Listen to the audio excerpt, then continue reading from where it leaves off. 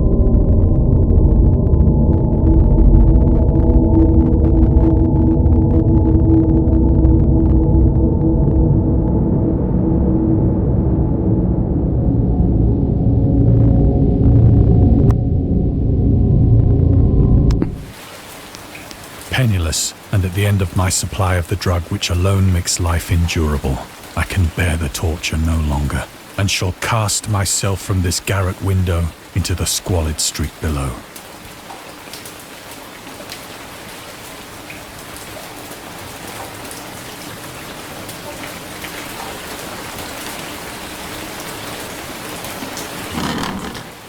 Do not think from my slavery to morphine that I am a weakling or a degenerate. When you have read these hastily scrawled pages, you may guess, though never fully realize, why it is that I must have forgetfulness or death.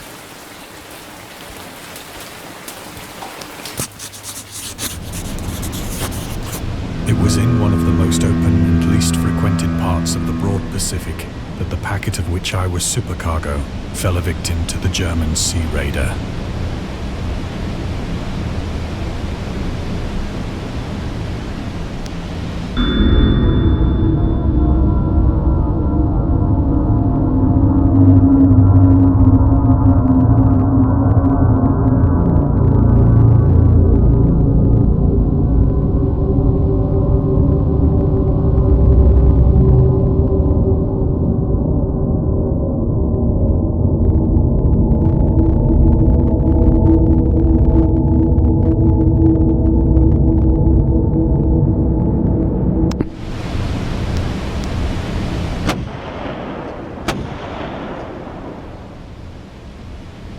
The Great War was then at its very beginning, and the ocean forces of the Hun had not completely sunk to their later degradation. So that our vessel was made a legitimate prize, whilst we of her crew were treated with all the fairness and consideration due us as naval prisoners.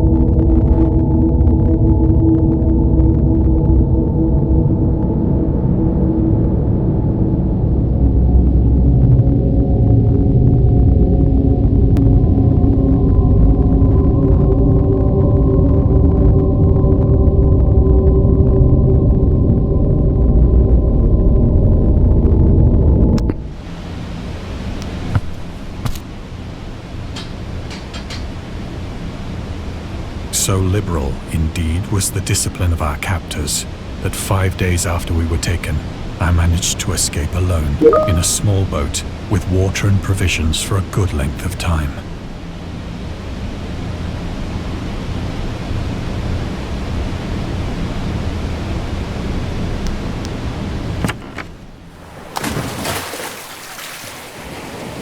When I finally found myself adrift and free, I had but little idea of my surroundings.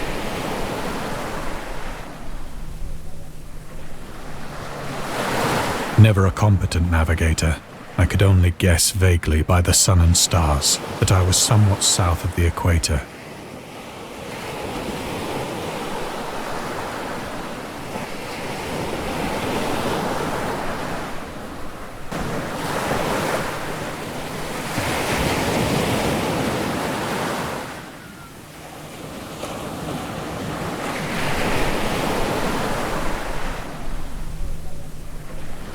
Of the longitude, I knew nothing, and no island or coastline was in sight.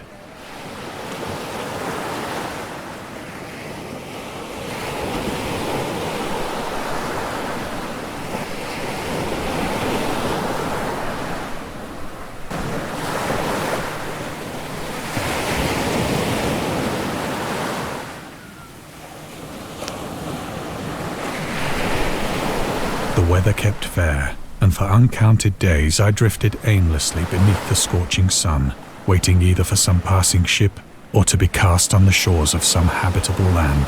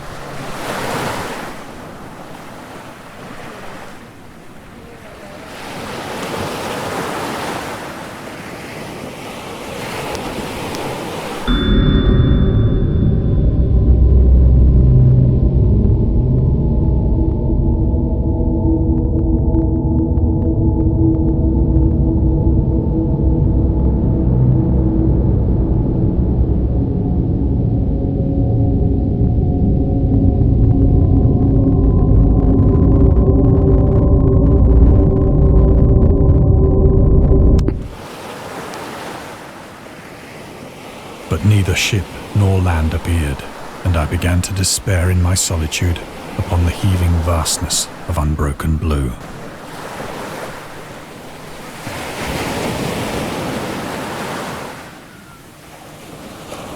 The change happened whilst I slept. Its details I shall never know, for my slumber, though troubled and dream-infested, was continuous.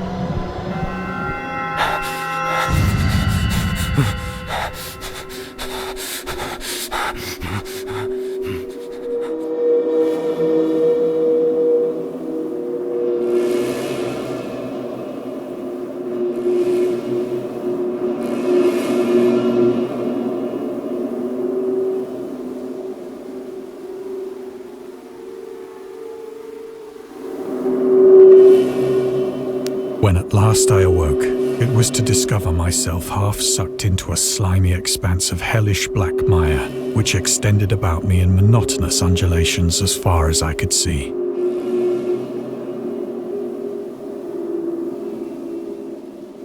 And in which my boat lay grounded some distance away. Though one might well imagine that my first sensation would be of wonder at so prodigious and unexpected a transformation of scenery, I was in reality more horrified than astonished.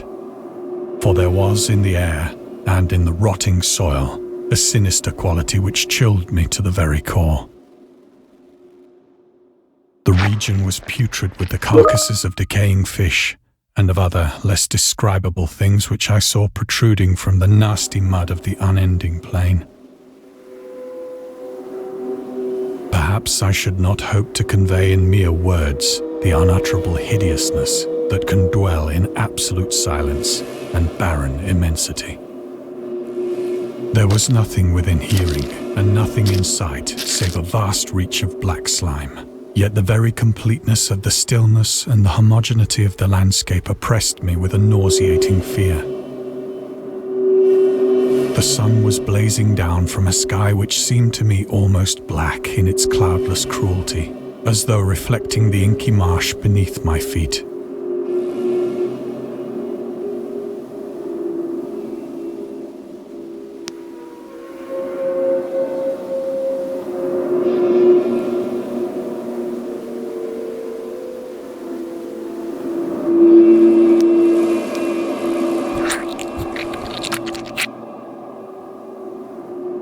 As I crawled into the stranded boat, I realized that only one theory could explain my position. Through some unprecedented volcanic upheaval, a portion of the ocean floor must have been thrown to the surface, exposing regions for which innumerable millions of years had lain hidden under unfathomable watery depths.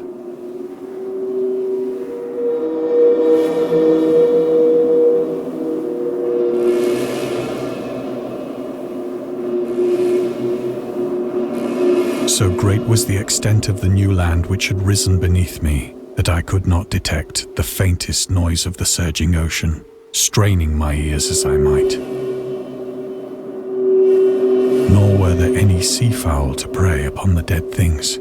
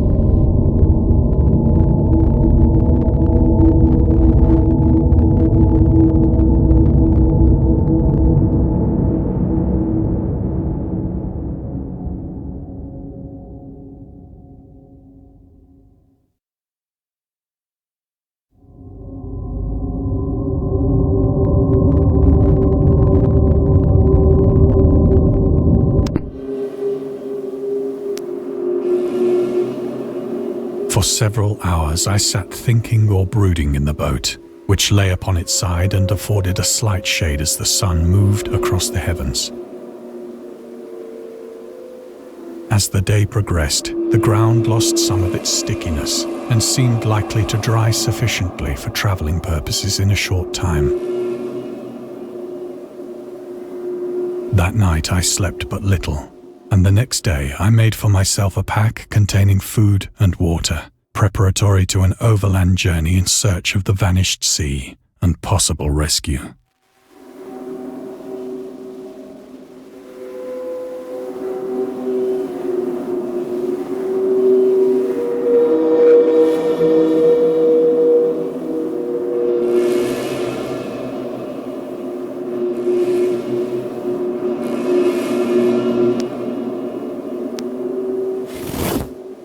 On the third morning, I found the soil dry enough to walk upon with ease.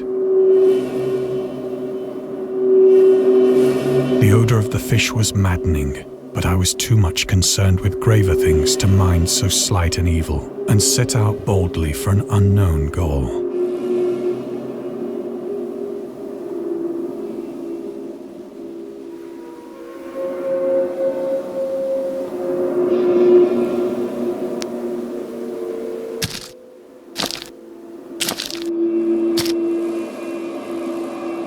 All day I forged steadily westward, guided by a faraway hummock which rose higher than any other elevation on the rolling desert.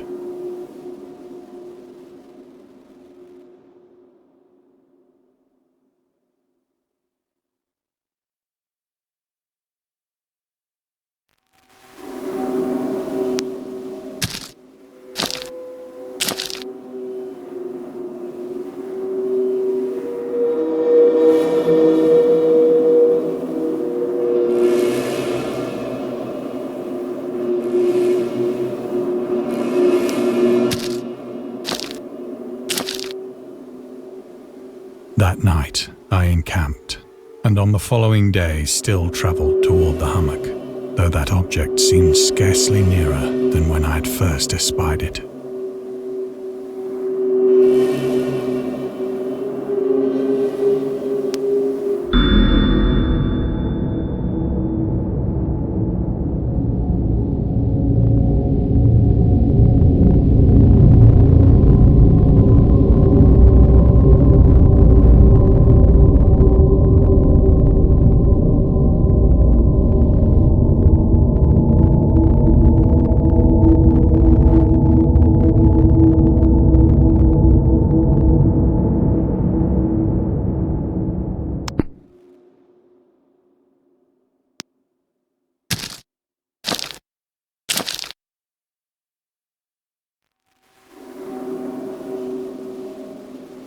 the fourth evening, I attained the base of the mound, which turned out to be much higher than it had appeared from a distance. An intervening valley setting it out in sharper relief from the general surface. Too weary to ascend, I slept in the shadow of the hill.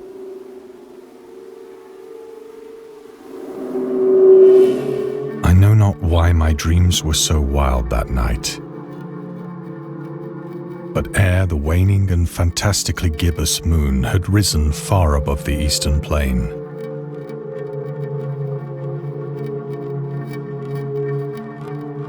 I was awake in a cold perspiration, determined to sleep no more.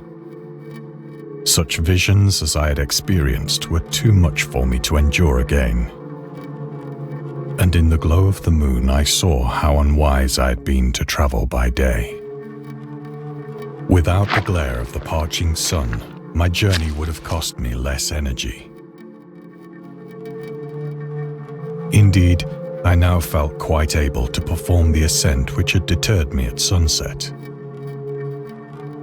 Picking up my pack, I started for the crest of the eminence.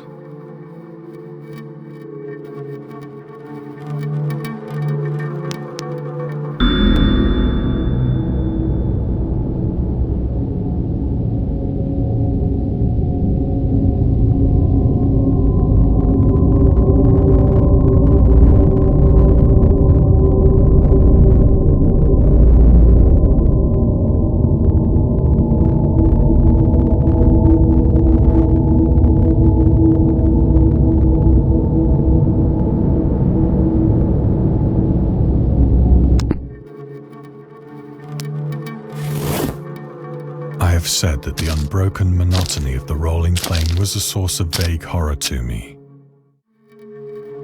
But I think my horror was greater when I gained the summit of the mound and looked down the other side into an immeasurable pit or canyon, whose black recesses the moon had not yet soared high enough to illumine. I felt myself on the edge of the world, peering over the rim into a fathomless chaos of eternal night. Through my terror ran curious reminiscences of Paradise Lost. As the moon climbed higher in the sky, I began to see that the slopes of the valley were not quite so perpendicular as I had imagined.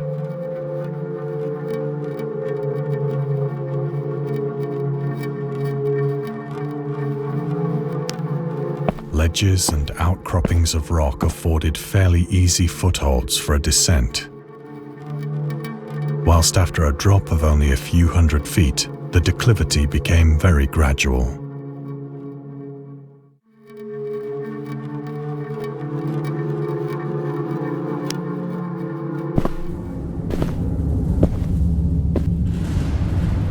Urged on by an impulse which I cannot definitely analyze, I scrambled with difficulty down the rocks and stood on the gentler slope beneath, gazing into the Stygian deeps where no light had yet penetrated.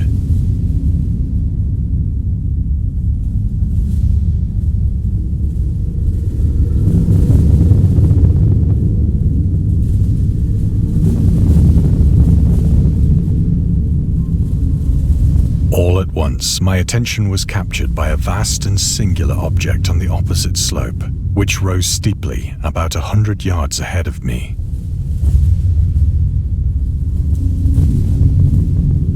An object that gleamed whitely in the newly bestowed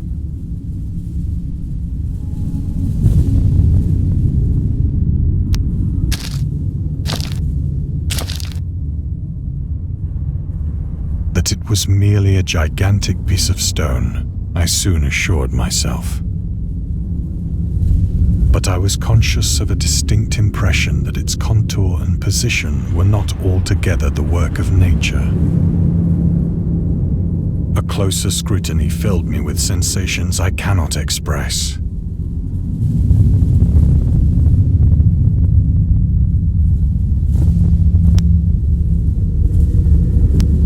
For despite its enormous magnitude, and its position in an abyss which had yawned at the bottom of the sea since the world was young. I perceived beyond a doubt that the strange object was a well-shaped monolith, whose massive bulk had known the workmanship and perhaps the worship of living and thinking creatures. Dazed and frightened, yet not without a certain thrill of the scientist's or archaeologist's delight, I examined my surroundings more closely.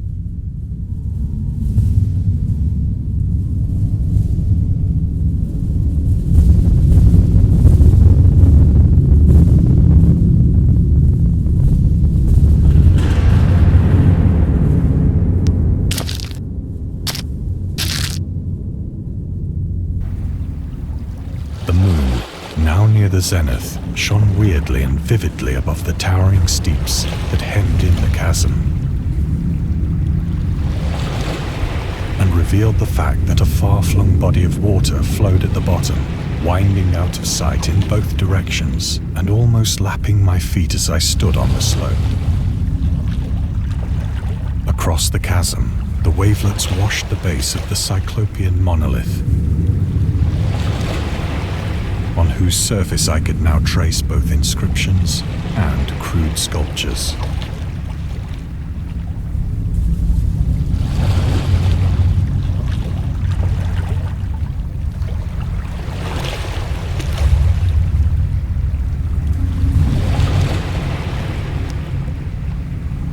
The writing was in a system of hieroglyphics unknown to me and unlike anything I'd ever seen in books, consisting for the most part of conventionalized aquatic symbols such as fishes, eels, octopi, crustaceans, mollusks, whales, and the like. Several characters obviously represented marine things which are unknown to the modern world.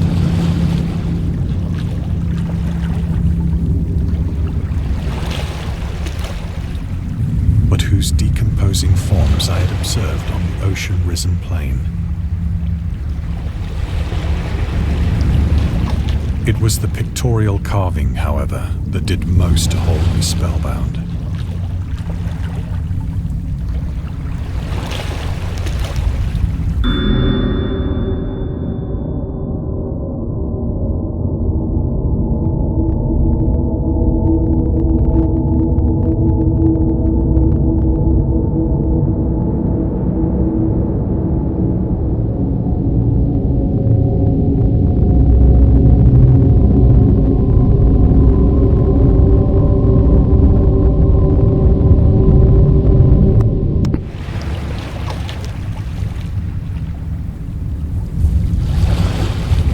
Visible across the intervening water on account of their enormous size were an array of bas-reliefs whose subjects would have excited the envy of a Doré.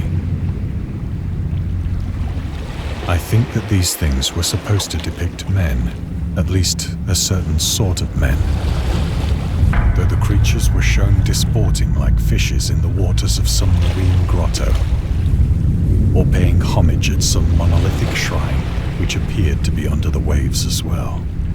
Of their faces and forms I dare not speak in detail, for the mere remembrance makes me grow faint, grotesque beyond the imagination of a Poe or a Bulwer.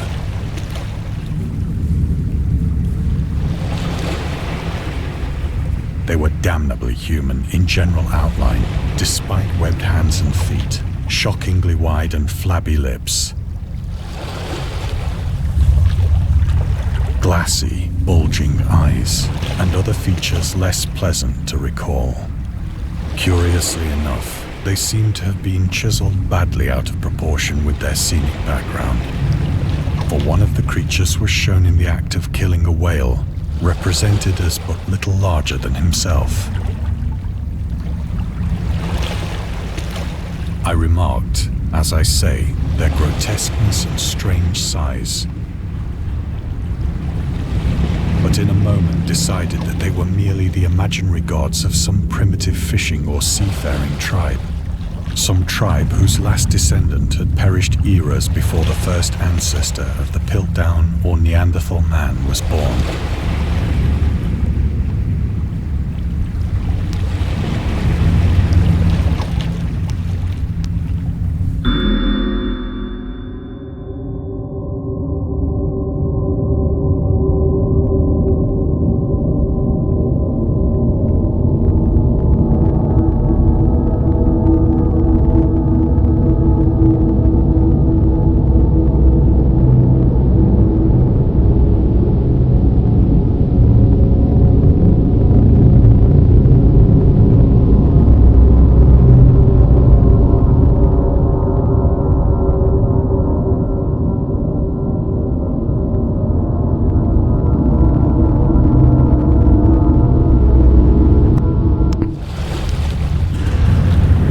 Awestruck at this unexpected glimpse into a past beyond the conception of the most daring anthropologist,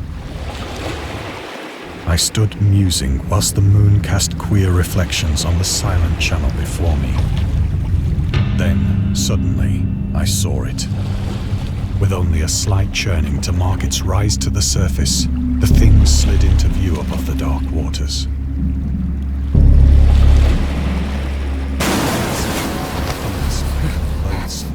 It darted like a stupendous monster of nightmares to the monolith,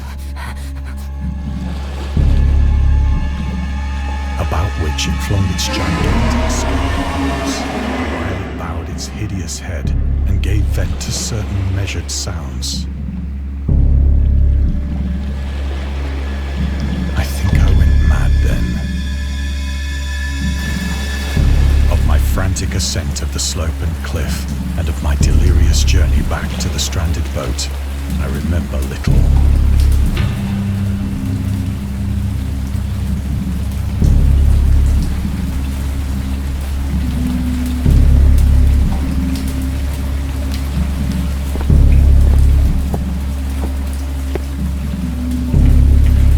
I believe I sang a great deal and laughed oddly when I was unable to sing.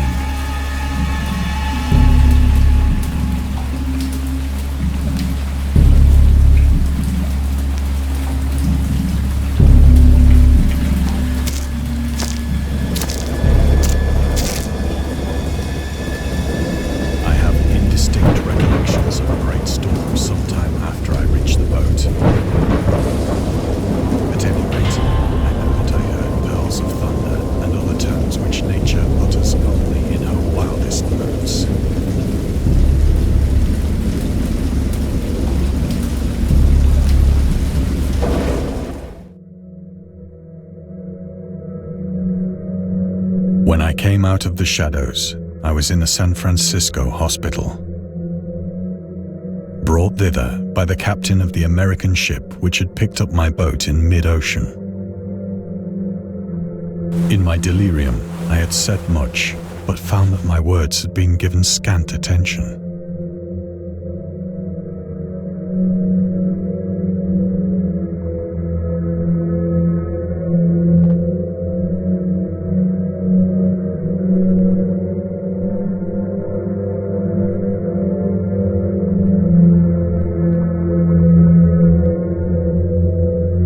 Of any land upheaval in the Pacific, my rescuers knew nothing. Nor did I deem it necessary to insist upon a thing which I knew they could not believe.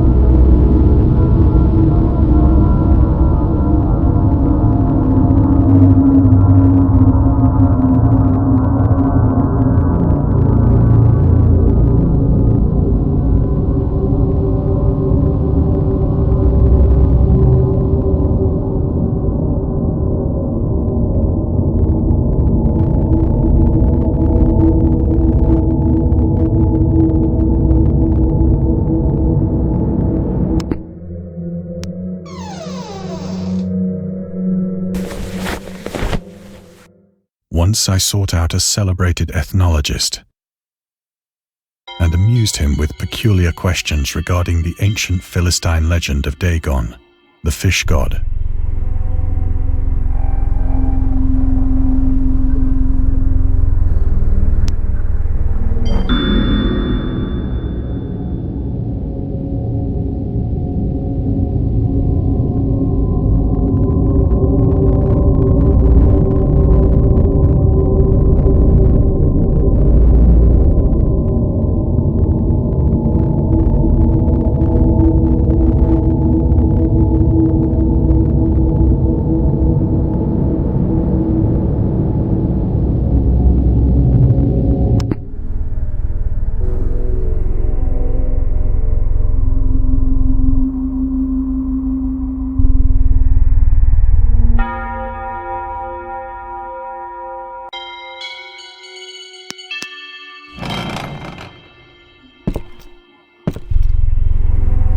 But soon perceiving that he was hopelessly conventional, I did not press my inquiries.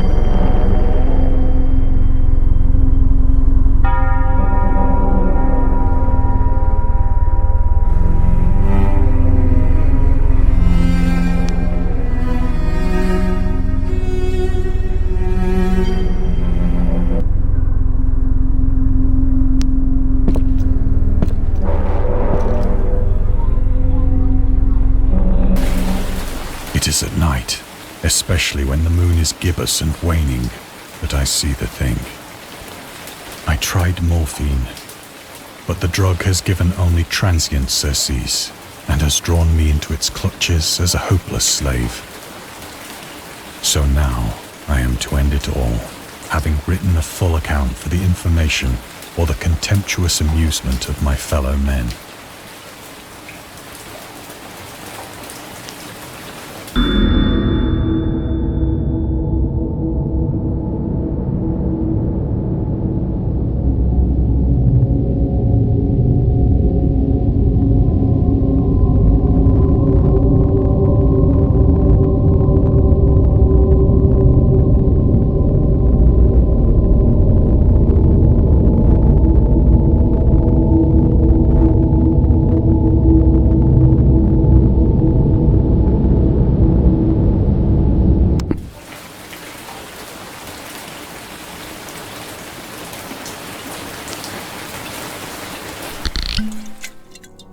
Often, I ask myself if it could not all have been a pure phantasm. A mere freak of fever as I lay sun-stricken and raving in the open boat after my escape from the German man of war.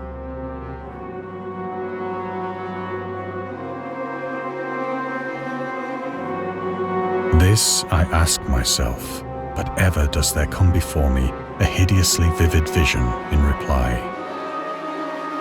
I cannot think of the deep sea without shuddering at the nameless things that may at this very moment be crawling and floundering on its slimy bed, worshipping their ancient stone idols and carving their own detestable likenesses on submarine obelisks of water-soaked granite.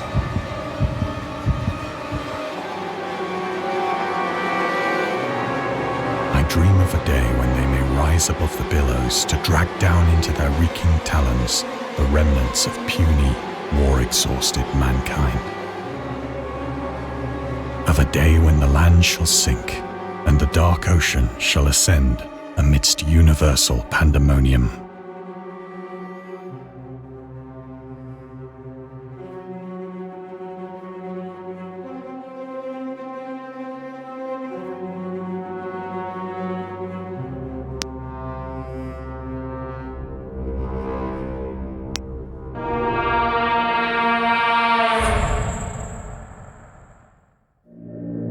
The end is near.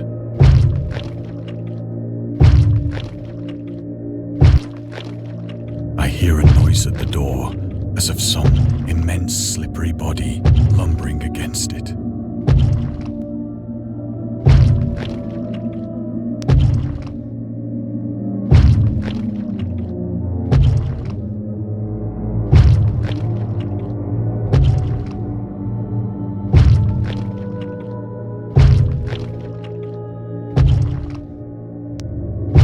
It shall not find me.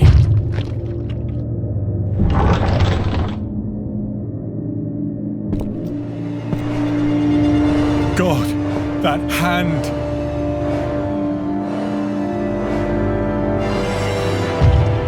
The window! The window!